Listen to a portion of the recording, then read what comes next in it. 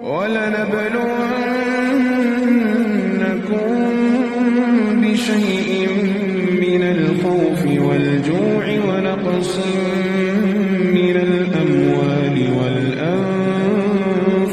وَالثَّمَرَاتِ ۗ